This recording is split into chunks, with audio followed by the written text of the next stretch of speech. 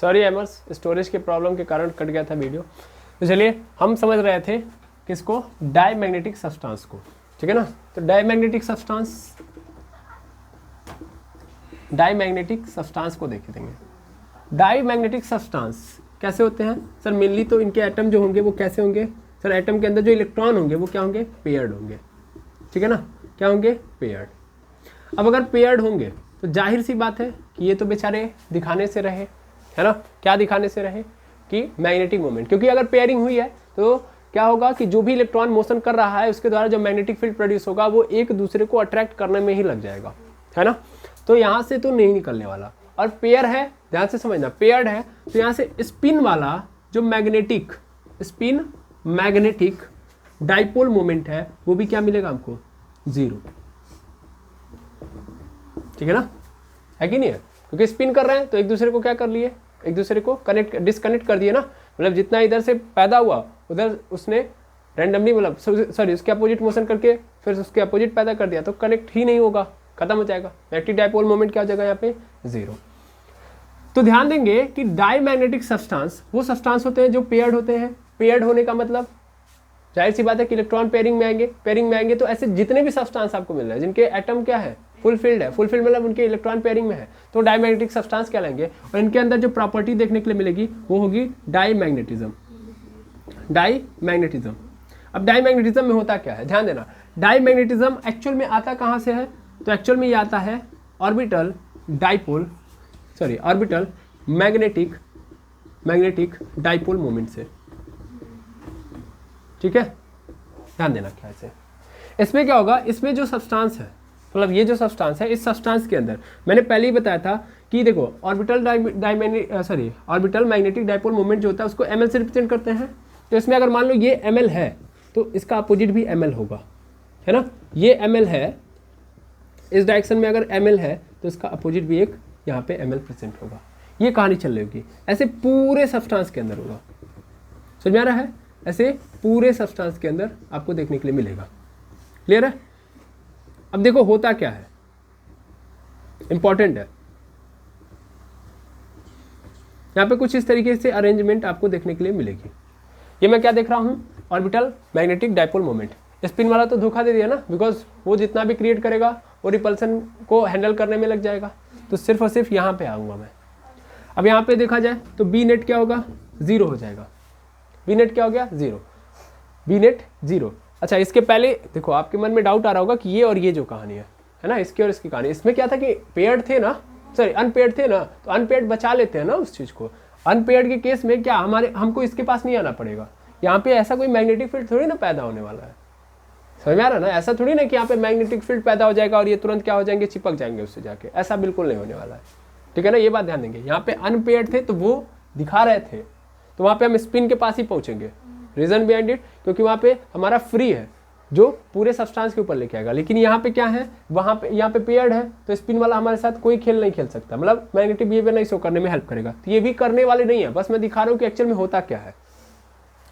ध्यान देना कि शुरुआत में तो दिख रहा है ना, कारण क्या होता है कि ऑर्बिटल मैग्नेटिक डाइपोल मोमेंट 0 होता है। रीजन क्योंकि एक क्या बोलते हैं, इस डायरेक्शन में जो डाइपोल मोमेंट दिखा रहा होगा एक इलेक्ट्रॉन, उसके अपोजिट डायरेक्शन में भी एक डाइपोल मोमेंट होगा। रीजन बिहाइंड इट, क्योंकि ऑर्बिट के अंदर इलेक्ट्रॉन अगर एक क्लॉकवाइज घूम रहा है तो दूसरा एंटी क्लॉकवाइज घूमेगा, ठीक है। अब यहाँ पे तो दिख रहा है कि सीधा सीधा 0 है, ठीक है। लेकिन मैंने अगर इनको किस में डाल दिया?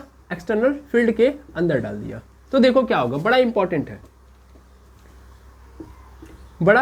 है क्या कि जो ml है, जैसे कि आप देख रहे हो मैं अलग अलग बना दे रहा हूँ ऐसे, ठीक है ना। आप समझ लीजिएगा कि ml है ये,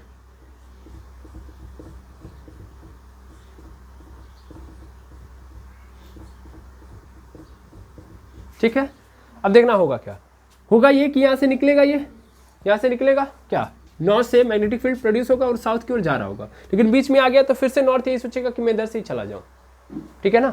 लेकिन मैंने बोला था ना ये बिगड़ैल बच्चे हैं, दरबेहा बच्चे हैं, ये उसका अपोजिशन दिखाएंगे। मतलब होगा क्या? देखना होगा ये कि मैग्नेटिक फील्ड की डायरेक्शन, यानी एक्सटर्नल जो मैग्नेटिक फील्ड मैंने लगाई है उसकी डायरेक्शन किधर की ओर है?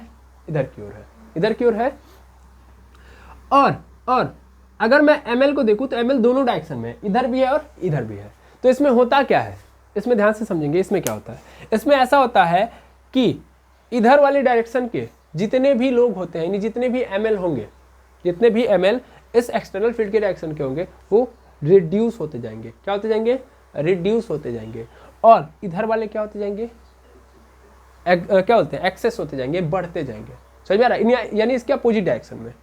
समझ में आ रहा है जो मैं बोल रहा हूँ? मतलब इस डायरेक्शन के जितने हैं, मतलब ये वाले, ये छोटे होते जाएंगे। ये क्या होते जाएंगे? छोटे। छोटे मतलब समझ में आ रहा है ना? कम होते जाएगा। सीधा मतलब इसको मैं क्या बोलते हैं, एरो को डाउन करके, सॉरी छोटा बना के मैं ये दिखाना चाहता हूँ कि इस डायरेक्शन के जितने भी मैग्नेटिक डाइपोल मोमेंट है वो क्या हो जाएंगे? कम हो जाएंगे। ठीक है। और इस डायरेक्शन का क्या हो जाएगा? बड़ा। इसके अपोजिट डायरेक्शन का। समझ में आ रहा है? ऐसी स्थिति पैदा हो जाएगी। ठीक है। ये स्थिति आपको देखने के लिए मिलेगी। ठीक है। ठीक है, आई बात समझ में? तो ये स्थिति आपको देखने के लिए मिलेगी। तो इससे क्या होगा? इससे क्या होगा कि जाहिर सी बात है, अब यहाँ पे क्या आ चुका है? नॉर्थ, और यहाँ पे क्या हो गया? साउथ। यहाँ पे क्या हो गया? नॉर्थ, यहाँ पे क्या हो गया? साउथ। यहाँ पे नॉर्थ, यहाँ पे साउथ, यहाँ पे नॉर्थ, यहाँ पे साउथ। यही कहानी बन गई। अब ये नॉर्थ वाला बेचारा चाह रहा था कि इस रास्ते निकल जाए, लेकिन क्या इस रास्ते जा पाएगा? यहाँ तो सब इसके विरोधी खड़े हैं आगे, है कि नहीं है? इधर भी नॉर्थ है ना, तो नॉर्थ का मतलब इसका विरोधी है, तो क्या इसके आगे जा पाएगा? मतलब इससे पास कर पाएगा? नहीं। तो मजबूरन इसे क्या होना पड़ेगा? सर बाहर की से जाना पड़ेगा, है ना? बाहर की रास्ते से जाना पड़ेगा। समझ आ रहा है? ऐसे दिख रहा है? तो ये स्थिति आपको देखने के लिए मिलेगी। अब सर इसमें एक आठ तो है जो मतलब अपने सपोर्ट में है, तो एक आध मैग्नेटिक फील्ड की लाइन जो होंगी वो निकल लेंगी इस रास्ते। एक आध दो ठो इससे पास कर पाएंगी। समझ आ रहा है? एक आध दो ठो पास कर पाएंगी, लेकिन बाकी सब की सब कहाँ से जाएंगी? बाहर से। समझ में आ रहा है? तो ये व्यवस्था दिखाता है कौन? Diamagnetic substance. ओके। तो इसमें क्या है? प्रतिकर्षण का नेचर है। इसमें कैसा नेचर है? प्रतिकर्षण का। क्या अट्रैक्ट कर रहा है ये? नहीं, ये तो भाग रहा होगा ना। जब चुंबक इसके सामने रखोगे तो चुंबक हट जाएगा इससे, मतलब अलग हो जाएगा। चुंबक इससे बिल्कुल भी चिपकेगा नहीं। ठीक है। जबकि इन दोनों के अंदर देखा जाए तो, इन दोनों के अंदर देखा जाए तो आसानी से चिपक जाएगा। इसमें भी सबसे आसानी से किसमें चिपकेगा? ये, है ना? इस बात को ध्यान में रखो। ये बड़ा यूजफुल, मतलब ये जो नाम है, ये जो कॉन्सेप्ट है, ये बड़ा यूजफुल है, क्योंकि इसी कॉन्सेप्ट के ऊपर आगे की जितनी भी क्लासेस हैं वो सब होनी है। आगे की जितनी भी क्लासेस, मतलब इस चैप्टर से रिलेटेड जितने भी कॉन्सेप्ट आपको पढ़ने हैं यही से चलेगा, है ना? इसमें बस आपको डायग्राम याद होना चाहिए, इन तीनों का डायग्राम, तो वहीं से कॉन्सेप्ट क्लियर हो जाएगा, है ना? डायग्राम पे बेस्ड है सब कुछ। इसमें क्या है? इसमें ये है कि जो स्पिन जो है ये रैंडम हो रहा है ना? तो एमएस की जो डायरेक्शन है वो अलग अलग पोजीशन में है ना? लेकिन जो ही इनको एक्सटर्नल मैग्नेटिक फील्ड के अंदर डालूंगा मैं, क्या हो जाएंगे? सब एक डायरेक्शन में। इसमें क्या होगा? इसमें क्या होगा कि यहाँ पे अलग अलग डायरेक्शन वाले, मतलब सेम डायरेक्शन वाले एक घर बना के रहेंगे, है ना? ऐसे ऐसे एक घर बना होगा, है ना? ये सपोज कर लो, ये एक डायरेक्शन वाले हैं, ये एक डायरेक्शन वाले हैं, ये एक डायरेक्शन वाले हैं। ठीक है, ये एक डायरेक्शन दिखा रहा है। ठीक है, ठीक। और ऐसे ही ये वाले जो है वो अलग वाले हैं, मतलब ऐसे वाले हैं। ओके, तो ये घर बना के रहते हैं जिनको हम क्या बोलते हैं? डोमेन।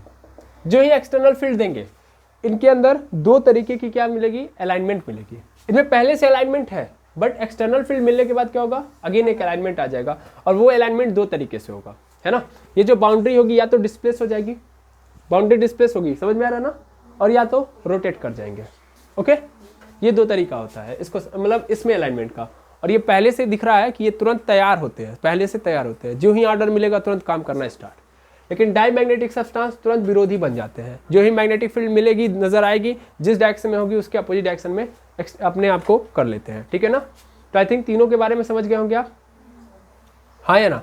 क्या मैग्नेटिक, पैरामैग्नेटिक, फेरोमैग्नेटिक और डाईमैग्नेटिक समझ गए? क्या कारण होता है कि कोई मैग्नेटिज्म शो कर रहा है, क्या कारण होता है कि मैग्नेटिज्म नहीं शो कर रहा है। क्लियर है? अब एक बात ध्यान देना, यहाँ पे ये जो पदार्थ मैग्नेटाइज हुआ है इसी को हम मैग्नेटाइजेशन कहते हैं, है ना? मैग्नेटाइजेशन कहते हैं, मतलब मतलब ये है कि जब शुरुआती दौर में देखा जाए तो क्या paramagnetic substance magnetic behaviour show कर रहा था? नहीं कर रहा था। लेकिन जब एक्सटर्नल फील्ड में रखा गया तो मैग्नेटाइज हो गया कि नहीं हो गया? तो इसी ही मैग्नेटाइजेशन कहते हैं। इट इज़ अ प्रोसेस जिसमें हम किसी सब्सटेंस को क्या कर रहे हैं? मैग्नेटाइज कर रहे हैं, तो इसी को मैग्नेटाइजेशन कहते हैं। ठीक है, और ये देखो, ये इसी को हम इंडक्शन भी कहेंगे। इसी को हम क्या बोलेंगे? इंडक्शन। इंड्यूस्ड हो जा रहा है, प्रेरित हो जा रहा है। देखो ये इसने देखा कि ये एक्सटर्नल फील्ड किस डायरेक्शन में, इस डायरेक्शन में है, तो इसने अपने आप को अपोजिट बनाया कि नहीं बनाया? तो ये इंडक्शन ही तो है। ये इंडक्शन, इसी को इंड्यूस्ड कहते हैं, सॉरी इंडक्शन कहते हैं। प्रेरित हो गया, देख के इसने अपने आप को प्रेरित कर लिया। समझ में आ रहा है? तो ये इंडक्शन भी है और ये मैग्नेटाइजेशन भी है। मैग्नेटाइजेशन इंडक्शन के कारण ही होता है कि नहीं है? जब वो एक्सटर्नल फील्ड को देखा तो प्रेरित हो गया और उस हिसाब से अपने आप को बना लिया। तो आई होप आपको तीनों सब्सटेंसेस क्लियर हो गए होंगे।